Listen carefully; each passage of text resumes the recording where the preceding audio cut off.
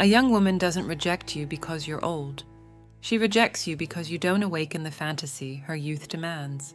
You might have money, stories, experience, but if you make these mistakes, she won't see you as a desirable man. She'll see you as an emotional father figure, as a past that doesn't turn her on.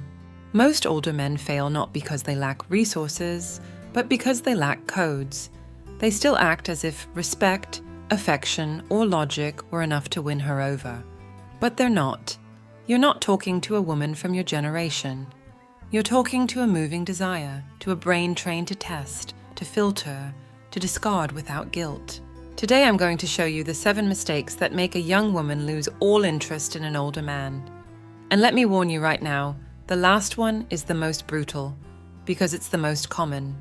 I'm Celia, and if you want to seduce without losing respect, conquer without begging, and understand the mind of a young woman before she uses you, stay tuned, because after this video, you won't see her the same way again. Have you ever felt like the more affection you give her, the more indifferent she becomes, as if your presence bores her, and your tenderness puts her to sleep? Has it happened that after texting her, calling her, trying to reach out, she takes hours to reply, and when she does, it's with coldness masked as politeness? If so, then you've already fallen, without realizing it, into the first fatal mistake older men make with younger women, being emotionally needy. And yes, this is the first point of the video. When an older man becomes emotionally needy, his maturity stops being a strength and starts being a weakness. Because instead of coming across as a complete man, he looks like a late-blooming teenager seeking approval. He seems like someone who, instead of offering a world, needs someone to give his life meaning. And for a young woman, that's not just unattractive, it's repelling. She's not looking for a savior, but even less for an emotional beggar. Picture this, he's over 50, experienced, with stories, a career, and yet waiting for her message like it's oxygen. She replies briefly, distracted, with zero enthusiasm. And what does he do? Sends another message, asks if everything's okay, tells her he misses her. Do you think that moves her? No, it disconnects her. Because instead of seeing her as a gift he chooses, he turns her into a prize he needs. And when a man needs, he stops leading. He stops being a choice. He becomes a burden. A young woman is trained to detect emotional weakness, not out of cruelty, but instinct.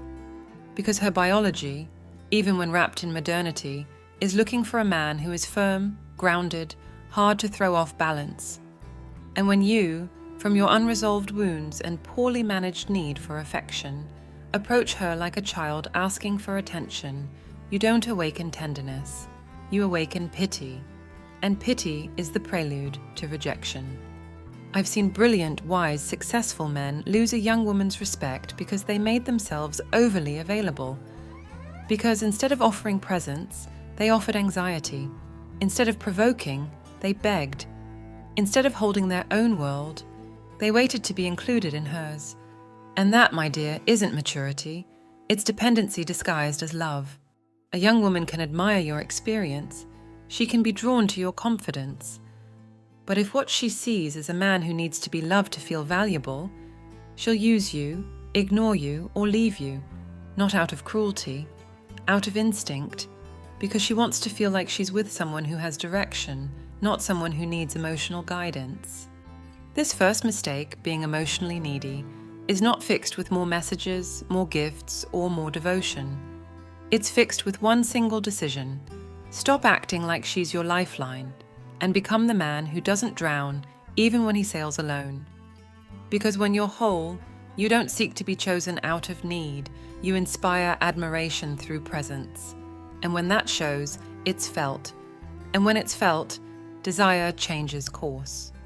If the first mistake was coming off as needy, the second one might be even worse, because it slips by unnoticed, even by the most self-aware men. It's subtle, elegant, well-intentioned, but just as lethal. We've reached the second key point of this video, and it's this: seeking validation instead of commanding presence. And if you don't spot it in yourself and cut it at the root, you'll keep repeating the same pattern, catching her interest for a moment, and losing it the second she gives you that ambiguous look. Let me explain it like this. When you ask her, "Do you like being with me? Do you find me attractive? Are you comfortable?" You're saying much more than you think. You're saying you need her validation to hold your worth together.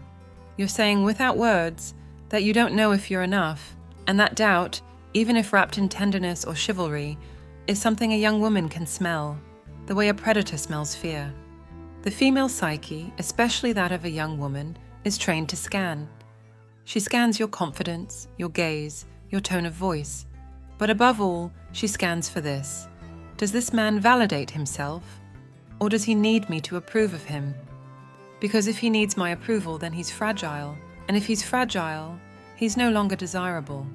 Because desire in a young woman's mind doesn't come from affection. It comes from admiration. Stoicism, the real kind, not the watered-down version, taught that a wise man never begs for acceptance. He walks with balance, observes calmly, doesn't react to every little cue. And when a woman feels that you're not seeking her approval, but simply are, something switches on. Because now she's not in front of someone desperate to be liked. She's in front of someone who already likes himself, someone who's not proving or explaining or worried about being too much. He's just there. And in a world full of men desperate to please, that is magnetic. Many older men lose their power right there, not because they lack presence, but because they don't believe it's enough. So they water it down with questions, with justifications, with follow-up messages. Instead of creating mystery, they create unnecessary conversation. Instead of letting her watch them with intrigue, they hand everything over on a silver platter. What they feel, what they want, what they need. And just like that, they kill the game before it even starts. The problem with seeking validation isn't just that it weakens your appeal. It's that it betrays your masculine nature, because it turns you into something you're not. A man fixated on external approval. A man who doesn't lead, who doesn't inspire, who just waits. And that man, no matter how much experience, how many years, books, or accomplishments, won't be chosen. Because female choice, especially from a young woman, doesn't operate through logic. It runs on perception, on energy, on how you make her feel, and no one feels drawn to someone who doubts himself. The answer isn't to become numb, it's to become whole, to look in the mirror and affirm your presence without needing outside confirmation, to speak less and observe more, to look with the confidence of someone who doesn't compete because he knows true value doesn't need to be explained. It's felt, it's embodied, and when you embody your presence, when you stop asking for permission to be desired, that's when she starts looking at you differently. Because now you're not just another man, you're that man who doesn't need to ask if he's wanted, because it's already obvious that he is. So far, we've talked about the mistake of showing neediness and the subtle poison of seeking validation. But if you don't fix the next point, everything else falls apart. Because you can have presence, stop begging, feel whole, but if your way of communicating is still rational, linear, logical, you're speaking a language the young woman doesn't hear. This next step is crucial because without it, you'll stay stuck in the same loop.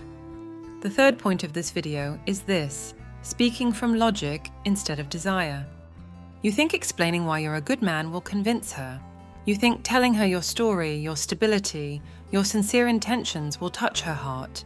But she doesn't live in logic. She lives in perception, in intuition, in chemistry.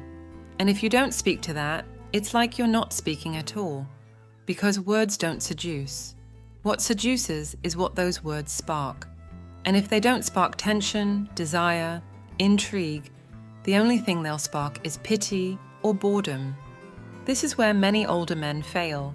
They approach a young woman like they're at a job interview. They talk about their achievements, their maturity, their desire for a serious relationship. And of course, she nods, smiles, says, "How interesting," and disappears. Not because you weren't enough, but because you didn't activate anything. Because instead of stirring emotion, you gave her a checklist. And checklists don't ignite. Desire can't be calculated. It has to be suggested. The strategy here is simple but powerful. Change the code. Stop explaining and start suggesting. Stop trying to convince and start provoking. Instead of telling her, "You're beautiful," look at her in silence with a subtle smile and let her feel it. Instead of asking her what she wants from life, say, "I'm not here to entertain you. I'm here to see if you can keep up."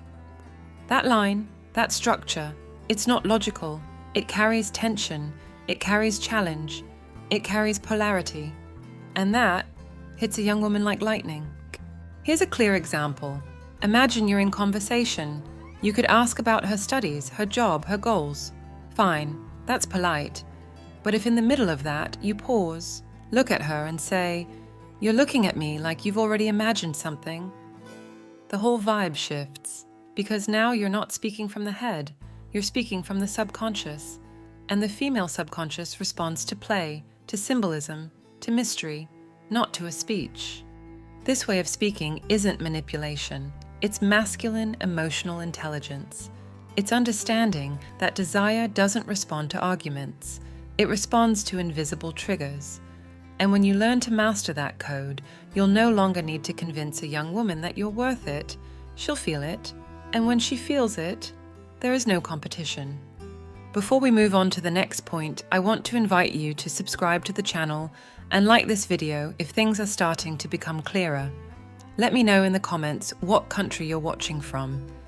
And if you've ever realized that she was listening to you, but not desiring you, just write one sentence: "I don't explain myself anymore."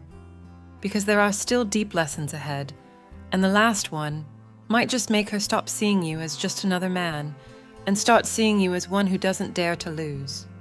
If in the last point I showed you how words can shut you down if they don't spark desire, now it's time to talk about something even deeper. Something that doesn't just cool attraction, it kills your energy before she even sees you as a possibility. The fourth point of this video is a subtle trap disguised as maturity but loaded with disconnection. Seeking a relationship when she's looking for an experience. And here, I want you to pay close attention, because this mistake isn't obvious. It doesn't show in what you say, but in what you project.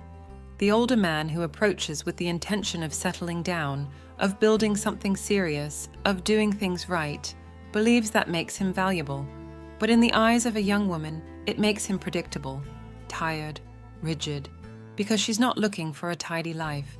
She's looking for intensity, for movement, for something that makes her feel alive. And if you show up as someone who wants everything labeled, planned, and structured, then, without even knowing it, you've already bored her. A young woman doesn't reject stability. She rejects stability being the only thing you offer, because if you can't create emotion, tension, challenge, then you come off as a man who's already stepped away from the game. And she doesn't want a man who's retired from desire. She wants a man who still owns it, who brings her into his world, not someone who wants to enter hers asking for a spot. And when you present yourself as someone who's done playing games, who's looking for something serious, who wants to settle down, you're unknowingly saying, "I want you to be my shelter." But she doesn't want to be that. She wants to be an adventure, not a safe haven. This mistake takes root in your mind because you've spent years hearing that at your age, there's no room for games, that it's time to grow up, that you need to find someone to walk beside you. And that message might work with women your own age, but it's poison with a 25-year-old, because to her, you're not here to do paperwork or talk about the future. You're here to ignite an experience she hasn't lived yet, a story she'll remember, something that pulls her out of the routine, not drags her deeper into it. The consequences of falling into this trap are brutal, because you might have chemistry, you might have caught her attention, you might even have sparked curiosity. But the moment you present yourself as a man who wants something serious before you've awakened her desire, you become a burden, a weight. And she, who might have been ready to feel something, now just wants to run, not out of cruelty, out of instinct. Because her youth isn't prioritizing commitment, it's prioritizing intensity. And if you don't get that, you'll end up talking about being a couple, when she's still deciding if she wants to see you again. The key is not to jump ahead. Don't speak from the need to connect. Speak from the power of offering a world. Don't ask if she wants something with you. Show her that you already have a life and that she could live something unforgettable if she dares to step into it. Don't sell her security. Seduce her with direction. Don't ask if she's ready. Make her not want to leave. Because if you show up as a man who's here to offer an experience, then she, even without meaning to, will start imagining herself in that story. And when that happens, you're no longer just another man. You're the exception. We've reached the 5th point of this video, and there's no room for sugarcoating here. Because this mistake doesn't just make you lose a young woman's interest, it makes you lose the respect of any woman. The mistake is this: not controlling your masculine energy. And if you don't master this, it won't matter how much you read, how hard you try, how fit you get, or how well you communicate, you'll remain invisible. Or worse, you'll be seen as a man who no longer resonates. What does it mean to not control your masculine energy? It means walking through life afraid of desire, guilty for feeling, ashamed of your virility. It means living with the brakes on, as if you're scared of offending every time you speak, every time you look, every time you suggest. It means being tamed by years of relationships, by women who made you feel like you were too intense, too sexual, not spiritual enough. And little by little, you turned down the fire. You stopped provoking, you stopped touching, you stopped looking like a man, and started looking like a resigned husband, an emotional dad, someone who sticks around but no longer lights anything up. The consequence is clear. A young woman might see you, might hear you, might even appreciate you. But if she doesn't sense that masculine tension that shakes her to the core, she's not going to choose you. Because sure, you might be interesting, but you're not magnetic. And in the female mind, especially that of a young woman, magnetism isn't logical. It's felt, it's smelled, it's sensed. And if your energy is off, she's going to go with the man who does make her tremble, even if he has half your resources. Can you turn this around? Yes, but not with lines, not with techniques, with a decision, with a deep reconstruction of your identity. You have to accept again that your desire is not a sin, that your strength is not oppression, that your masculinity, when well directed, is not only acceptable, it's desired. You have to stop asking for permission to be a man, because female desire isn't turned on by tenderness. It's turned on by direction, by certainty, by that low, grounded tone that isn't trying to be accepted, it's trying to be felt. The mindset you need to adopt is this: I'm not here to be liked.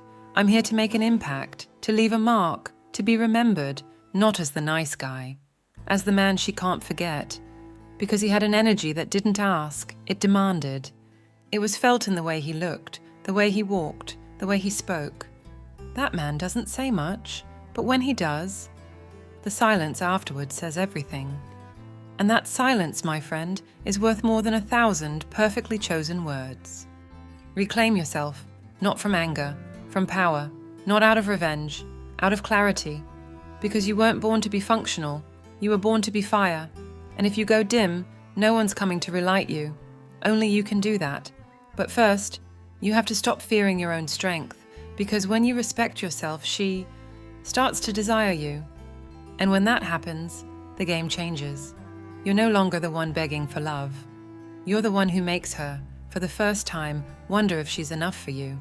If in the last point we talked about reclaiming your masculine energy, now it's time to talk about what happens when that energy, instead of standing strong, turns harmless.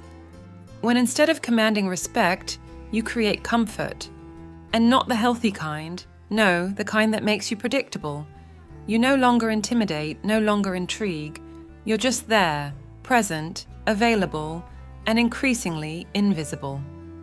We've arrived at the 6th point of this video, and it's one of the most counterintuitive. Trying to seduce without first unsettling her just a little. Picture it.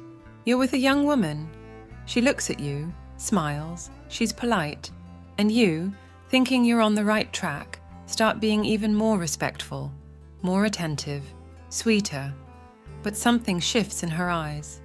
The spark fades, the tension's gone, because you treated her like a delicate flower, when what she needed was to feel the presence of a man who doesn't fold, who doesn't explain himself, who isn't afraid to cause a little discomfort. And that's where you lose her, not because you were bad, because you were too good, and that bored her. A young woman needs a hint of uncertainty to feel turned on, not because she loves drama, but because her desire is sparked by tension, by polarity, by that feeling of, I don't know what might happen with this man, but there's something different about him. And if, in your effort to be dependable, you eliminate all mystery, all emotional impact, you'll bore her to death, because she's not looking for the best candidate. She's looking for the man who makes her feel alive. A woman doesn't surrender when she feels safe. She surrenders when she feels provoked, when she can't predict you, when there's something about you that throws her off balance, that she doesn't fully understand. And if you don't create that, she won't desire you, she'll appreciate you. And appreciation, for a young woman, is the prelude to forgetting, because you can be proper, elegant, polite, but if you didn't shake something inside her, you didn't become unforgettable.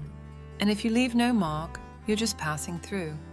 The key isn't to be cruel, it's to be solid, to look at her with the calm of a man who doesn't ask for permission to want her, who doesn't apologize for being strong, who doesn't compliment her in every sentence because he doesn't need to win her over. A man who, with just one pause, with one deep look, makes her ask herself, who is this guy? And that's when real desire begins, not in validation, in doubt, in the thrill, in that sensation of standing in front of someone who needs nothing, but if he chooses you, he does it with full force. Next time you're talking to a young woman, don't try to be liked. Try to leave a mark. Let her feel a little uneasy. Let her wonder if you're flirting or being serious. Make her work to read you. Because that slight, elegant discomfort, that's the space where attraction is born. And if you don't create it, you'll keep being the good guy, the one she never really wanted. If the last point showed you that without tension, there's no desire, this final one closes the circle with a more brutal truth. It's not enough to provoke, to challenge, or to light something up in her. If, in the crucial moment, you ruin it all with empty words. We're at the 7th point of this video, and it might just be the most decisive. Talking too much, instead of looking at her like a man who doesn't ask for permission. After all the previous mistakes, neediness, validation, logic, expectation, dim energy, lack of tension, many men fall into this one, over-explaining. They think that the more they talk, the more clarity they create. But they don't realize that in the language of a young woman, too many words signal insecurity. Because the man who has to explain everything, justify every move, reassure that his intentions are good, is the man who's already lost. Lost the mystery, lost his center, lost the spark. A young woman doesn't need you to say everything. She needs you to look at her, to watch her in silence, to make her feel that you know exactly what's happening without saying a word. And that's not something you learn from books. It's something you train, with composure, with presence, with the ability to hold desire without turning it into a monologue. Because desire is either felt or it breaks, and if you talk too much, you're breaking it. Think about it. You're in front of her. There's tension, there's chemistry, but instead of letting the moment breathe, you start explaining what you feel, telling her what you're thinking, sharing what you've been through, and she disconnects. Not because she doesn't care, but because the moment stopped being masculine. It turned emotionally anxious, childish, and you, who had the fire, put it out with words. The shift has to come from you, from closing your mouth and opening your gaze, from letting your silences speak louder than your lines, from understanding that a man who knows who he is doesn't explain himself, doesn't defend himself, doesn't strip down with words. He imposes with an energy that doesn't need to be translated, because it's felt, it's recognized, it's respected. Today, after everything you've heard, there are no more excuses. You know why she ignored you. You know why she disconnected. You know why you lost her desire, even when you did everything right. Because doing everything right means nothing if it comes from a weak place, from a man who didn't dare to look without speaking, to stay without begging, to be without asking for permission. This is the moment to break that pattern, not tomorrow, now. Because if you don't, you'll keep being the man she forgets the moment the door closes, not out of cruelty, out of lack of impact. And a man who leaves no mark is a man who no longer exists on the map of her desire. If you've made it this far, you're not just another man, because most give up the moment something makes them uncomfortable.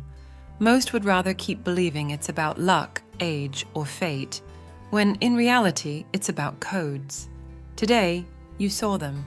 Today, you heard them. And now you can't pretend you don't know. You've got a decision to make.